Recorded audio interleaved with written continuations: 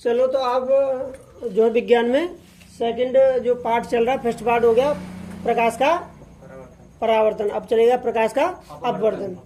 ठीक है, तो साथियों अंत तक बने रहिए और जो भी आपको बताया जा रहा है उसे यूटिलाइज कीजिए। पेशेंस के साथ बने रहेंगे तो सीखने को जरूर मिलेगा। ठीक है, हेडिंग डाल लीजिए प्रकाश का अपवर्तन, यानी वो था रिफ्लेक्शन और ये रिफ्रैक्शन। ठीक है, ऑप्टिकली रेयर और ऑप्टिकली डेंस, यानी दो माध्यम होते हैं, सघन और विरल। तो चित्र देखेंगे, ये कोई माध्यम है, यानी पहला माध्यम मान लीजिए, दूसरा माध्यम मान लीजिए। और जब कोई प्रकाश किरण, जब कोई आपतित किरण या कोई प्रकाश किरण किसी एक विरल माध्यम से सघन माध्यम में जाती है, सघन माध्यम से विरल माध्यम में जाती है, तो विरल सघन को छोड़ के सीधा कर लो। जब कोई प्रकाश किरण एक माध्यम से दूसरे माध्यम में जाती है तो यहाँ पर ये आपतन बिंदु होता है, और ये आपतन बिंदु पर क्या होता है, ये अभिलंब होता है। क्या होता है? अभिलंब। और ये होता है आपतन बिंदु। और ये माध्यम, यानी माध्यम दो तरीके के होते हैं, ऑप्टिकली रेयर और ऑप्टिकली डेंस, यानी सघन माध्यम और विरल माध्यम। सघन का मतलब समझ लीजिए जैसे कि शीशा है, ग्लास, शीशे में रोशनी डालो तो कुछ ही रोशनी अंदर जाएगी, मतलब ज्यादा नहीं जाएगी। पानी में डालो, अब जैसे क्या है, ये वायु है, तो जो जैसे वायु है तो क्या ये मतलब विरल है, रेयर है, विरल माध्यम में। और वायु से चल के किस में जाए, पानी में, तो क्या हो जाएगा, जो पहला माध्यम है वो विरल है और ये पानी हो गया सघन। सघन का मतलब थोड़ा घना टाइप का, डेंस। ऐसे कि मान के चलो, ऐसे चलिए कि जैसे कि पानी है और पानी से एक ऑयली पानी में डाला जाए, तो तेल डाल दिया जाए उसे, तो तेल से क्या हो जाएगा कि वो वहां पर रिफ्लेक्शन होने लग जाएगा, अंदर थोड़ा सा ही न के बराबर ही आपकी रोशनी लाइट जाएगी। समझ आ गया? तो कहने का मतलब है कि मतलब सघन का मतलब है जो थोड़ा जैसे ये नॉर्मल है जो वायु, तो ये क्या हो गया, विरल। और फिर कर दिया जैसे ग्लास, कांच कर दिया, तो कांच क्या हो गया, सघन। अब जैसे ले लीजिए कांच और पानी ले लीजिए, और पानी और तेल ले लीजिए, तो पानी क्या हो गया, विरल, और तेल क्या हो गया, मतलब पानी से ज्यादा गाढ़ा होता है ना, उसमें रोशनी और कम से कम जाएगी। क्लियर हो गया? तो सघन मतलब डेंस और विरल मतलब रेयर, ऑप्टिकली। ठीक है, तो इसमें डेफिनेशन बनेगी कि जब कोई प्रकाश किरण या जब कोई आपतित किरण एक माध्यम से दूसरे माध्यम में जाती है तो वो अभिलंब से विचलित हो जाती है। इस घटना को प्रकाश का अपवर्तन कहते हैं।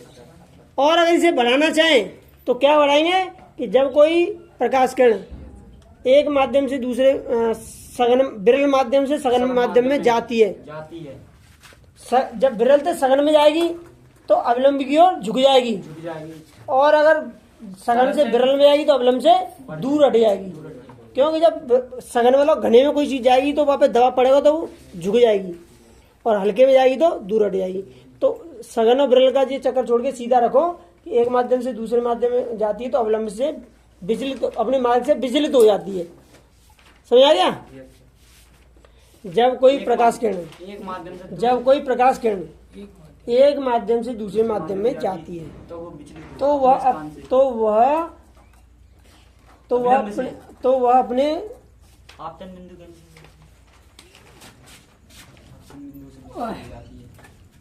अपने मार्ग से विचलित हो जाती है। मार्ग मतलब सीधी हो जा रही है, या तो पली तरफ चली जाएगी, हल्की होगी तो विरल, और सघन होगी तो अवलंबी की ओर झुक जाएगी। क्लियर है? Yes sir. तो इसमें बढ़ा के ना सीधा जगह लो विचलित हो जाती है। क्लियर हुआ कि नहीं हुआ? जब कोई प्रकाश किरण या जब कोई आपतित किरण एक माध्यम से दूसरे माध्यम में जाती है तो वो अपने मार्ग से विचलित हो जाती है। क्लियर? Yes sir. लिख लीजिए इसी को।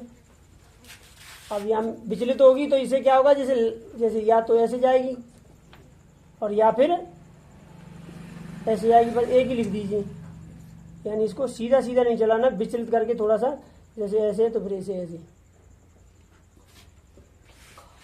अब ये आपतित कोण और ये परावर्तन कोण आर, क्लियर है। जब कोई प्रकाशिक किरण को या आपतित किरण को, जब कोई प्रकाश किरण या श्वेत प्रकाश किरण या फिर श्वेत प्रकाश किरण, जब कोई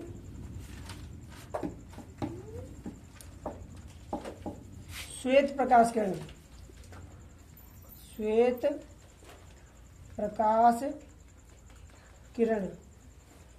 जब कोई श्वेत प्रकाश किरण एक माध्यम से दूसरे माध्यम में जाती है, दूसरे माध्यम में जाती है, तो वह अपने मार्ग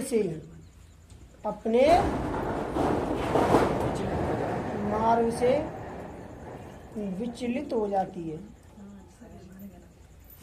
विचलित हो जाती है। इस घटना को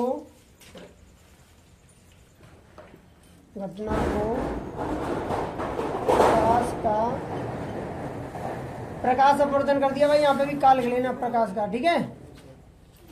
ये प्रकाश का अपवर्तन कहते हैं। क्लियर हुआ। अगर सघन से विरल में जाएगी तो अवलंब से दूर हटेगी या झुकेगी।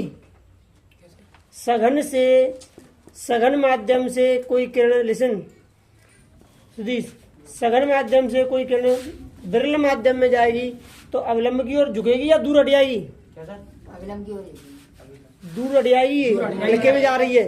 अगर विरल से सघन में जाएगी तो अवलंब की ओर झुक जाएगी।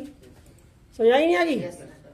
हल्के से भारी में जाएगी तो झुक जाएगी अवलंब की ओर, और भारी से हल्के में जाएगी तो दूर हट जाएगी। ठीक है, क्यों हल्की चीज होती है तो तैरने लगती है तो ऊपर ही आ जाएगी, और भारी होती है तो क्या नीचे बैठेगी। यानी विरल हल्के से, सघन भारी में जाती है तो झुक जाती है, और भारी सघन से विरल हल्के में जाती है तो दूर हट जाती है। क्लियर हुआ। चलो इसको भी लिखा देते हैं, नोट कर दिए। जब प्रकाश किरण सघन माध्यम, सघन मतलब हल्का, घना या बोल लीजिए डेंस, सघन माध्यम से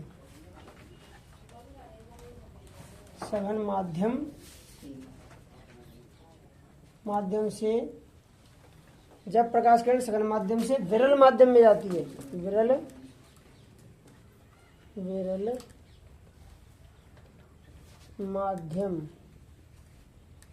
माध्यम में जाती है, सघन माध्यम से विरल माध्यम में जा रही है, मतलब हल्के में जा रही है, जाती है, तब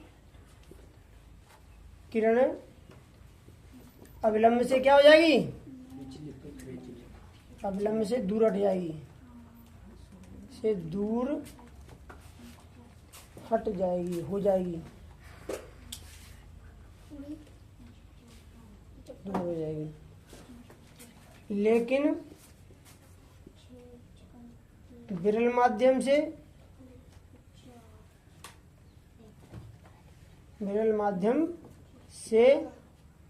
सघन माध्यम में जाने पर, सघन माध्यम में जाएगी तब अभिलंब की ओर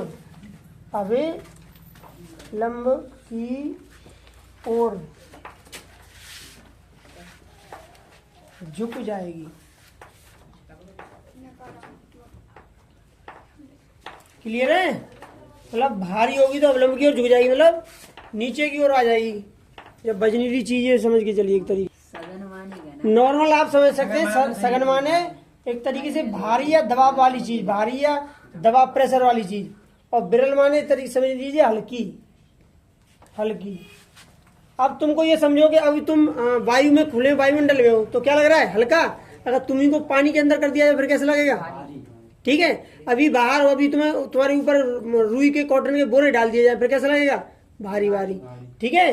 तो मतलब हल्का भारी से अगर सेंस लगा सकते हैं, बाकी का मतलब डेंस और ये रेयर। क्लियर है?